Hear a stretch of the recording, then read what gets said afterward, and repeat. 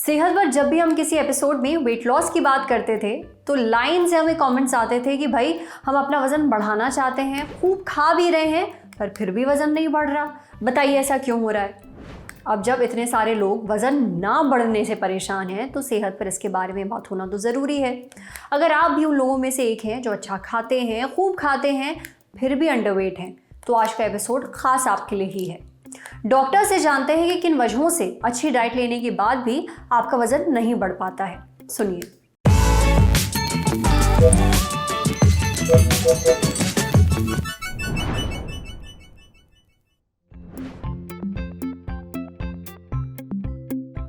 पहली तो चीज एक नॉर्मली है कि हम देखते हैं कि कुछ लोग बिल्कुल पतले होते हैं और वो इसलिए होते हैं क्योंकि उनका बेसल मेटाबॉलिक रेट ज्यादा होता है। बेसल मेटाबॉलिक रेट क्या, जो उनके अंदर जो शरीर के अंदर जो गतिविधियां हैं, जो सेल के रिएक्शंस हैं, वो सारी की सारी चीजें एट ए हायर रेट हो रही होती हैं। किसी का स्लो होता है, किसी का फास्ट होता है।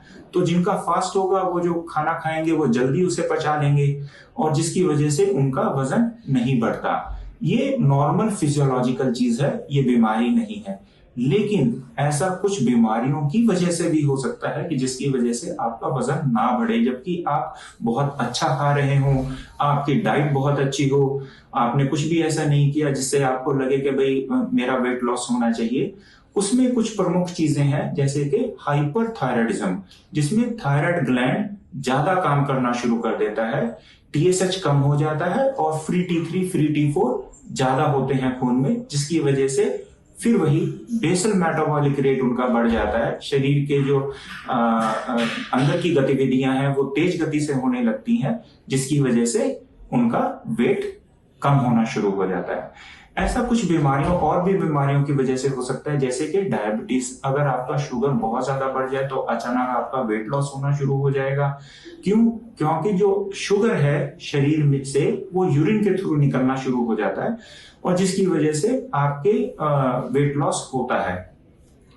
एक चीज हमें प्रमुख तरह से याद रखनी चाहिए कि जब भी शुगर का कंट्रोल अच्छा होगा आपका वेट गेन होगा। इसीलिए आज की डेट में काफी रिसर्च चल रही है कि जिससे हम शुगर का कंट्रोल तो कर सकें पर उसकी वजह से हमारा वजन ना बढ़े, और इसलिए कुछ दवाइयां भी ऐसी बनी हैं जिनसे शुगर का कंट्रोल तो होता है, पर अगर वो दवाइयां ले रहे हैं तो आपका वजन भी कम होगा।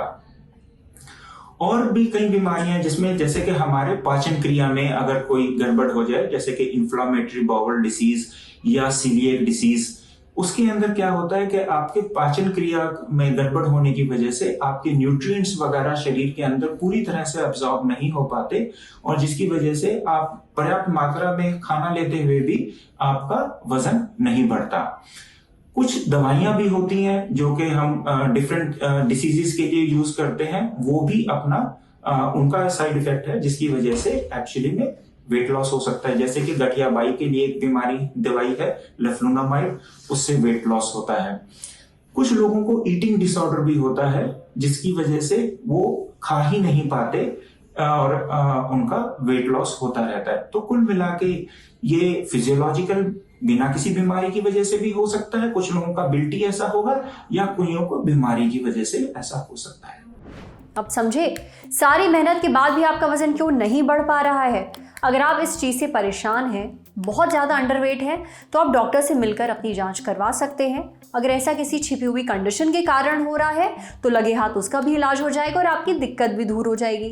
पर अगर ऐसा नेचुरल वजहों के कारण है और कोई समस्या भी नहीं है तो फिर मस्त रहो यार, क्या टेंशन है।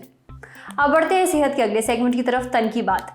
जानिए आने वाले ठंड के मौसम में इस बार अपनी स्किन को पहले से कैसे बचा कर रखें।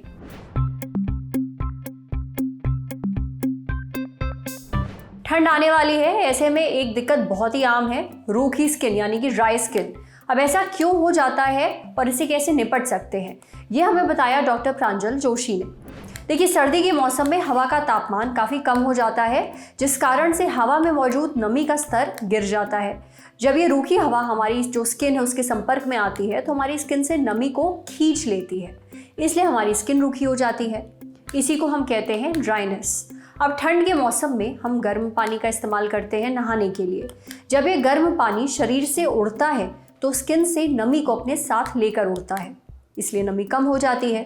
कई लोग ठंड के मौसम में रोज नहाना छोड़ देते हैं, जिससे उनके शरीर में खुजली होती है, नतीजा ड्राइनेस। ऊनी कपड़ों से भी ड्राइनेस होती है। रूम हीटर और आग के सामने ज़्यादा देर रहने से भी स्किन ड्राई हो जाती है। ज़्यादा लंबे समय तक धूप सेकना भी एक वजह है। अब इससे निपटे कैसे? देखिए, शरीर पर मॉइस्चराइज़र ज़रूर लगाइएगा, ख़ासतौर पर नहाने के बाद। बाहर से आने के बाद भी क्रीम लगाइएगा। ज़्यादा स्किन ड्राई होती है तो डॉक्टर खुजली की दवा भी आपको दे सकते हैं। दिन में कम से कम 2 से 3 लीटर पानी ज़रूर पीजिएगा। एक तो बहुत गर्म पानी से नहाने से ज़रूर बचिएगा। दूसरी बात, अगर आप गुनगुने पानी से नहाते हैं, अगर क्या ठंड में तो सभी गुनगुने पानी से नहाते हैं, बहुत लंबे समय तक मत नहाइएगा, जल्दी से नहा के निकल आइएगा। देखिए, नहाते समय बाल्टी में तेल आप डाल सकते हैं। ड्राई स्किन के लिए बने साबुन आप इस्तेमाल कर सकते हैं। नहाने के बाद तौलिए से पोंछिए और उसके बाद एक अच्छी क्रीम लगाइए। अगर चेहरे पर ड्राइनेस है तो मुंह धोने के लिए साबुन इस्तेमाल मत करिए, फेस वॉश का इस्तेमाल करिए और फॉर ड्राई स्किन वाला फेस वॉश इस्तेमाल करिए। सैनिटाइज़र के इस्तेमाल के बाद क्रीम ज़रूर लगाइए हाथों पर, नहीं तो हाथ और भी ज़्यादा ड्राई हो जाएंगे। कपड़े या बर्तन धोने के दौरान आप ग्लव्स पहन सकते हैं। ऊनी कपड़ों के नीचे कॉटन ज़रूर पहनिएगा। ऑयल हीटर इस्तेमाल करते हैं तो आपको ड्राइनेस कम होगी। ज़्यादा लंबे समय के लिए धूप मत सेकिएगा और हाँ, धूल से ज़रूर दूर रहिएगा। कालीन, जानवर, खिलौने, इन पर डस्ट मत जमने दीजिएगा, इससे ड्राइनेस आपको ज़्यादा होगी। अगर हीटर का इस्तेमाल कर रहे हैं तो एक बाल्टी में गुनगुना पानी रखिएगा, इससे हवा में नमी जो है वो बनी रहेगी। अगर इन टिप्स का आप पहले से ख्याल रखेंगे तो आने वाला जो ठंड का मौसम है ये आपकी स्किन के लिए बहुत ज़्यादा टॉर्चर नहीं बनेगा, समझे। अब बारी सेहत के आखिरी सेगमेंट की, खुराक यानी झकासी हेल्थ टिप।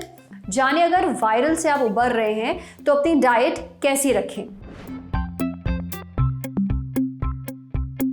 अब देखिए, इस मौसम में हर दूसरे इंसान को वायरल हो रहा है और अगर आपको भी वायरल हुआ है और बहुत ज़्यादा भयंकर कमज़ोरी महसूस हो रही है वायरल ख़त्म होने के बाद, तो अपनी डाइट में पर्याप्त प्रोटीन ज़रूर लीजिए। क्लिनिकल न्यूट्रिशनिस्ट दीप्ति कहती हैं कि बीमारी से उबरने के लिए प्रोटीन बहुत ज़रूरी होता है।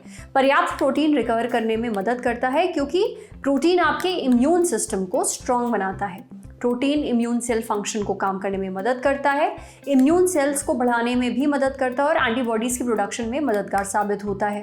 प्रोटीन के लिए आपको अपने खाने में दालें, राजमा, चना, छोले, काला चना, दूध और दूध से बनी चीज़ें जैसे कि दही, पनीर, इसके अलावा सोयाबीन, चिकन, मछली और अंडा शामिल करना चाहिए।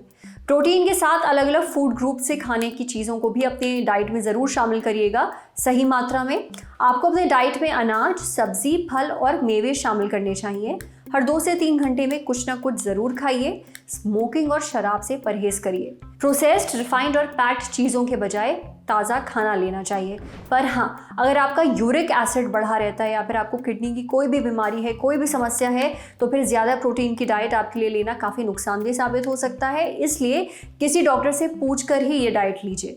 आज सेहत पर इतना ही। अगर आप एक डॉक्टर हैं, हमसे कुछ शेयर करना चाहते हैं, तो जो ईमेल आईडी इस वक्त आपको अपनी स्क्रीन पर दिख रही है उस पर हमें एक मेल भेज दीजिए। शुक्रिया।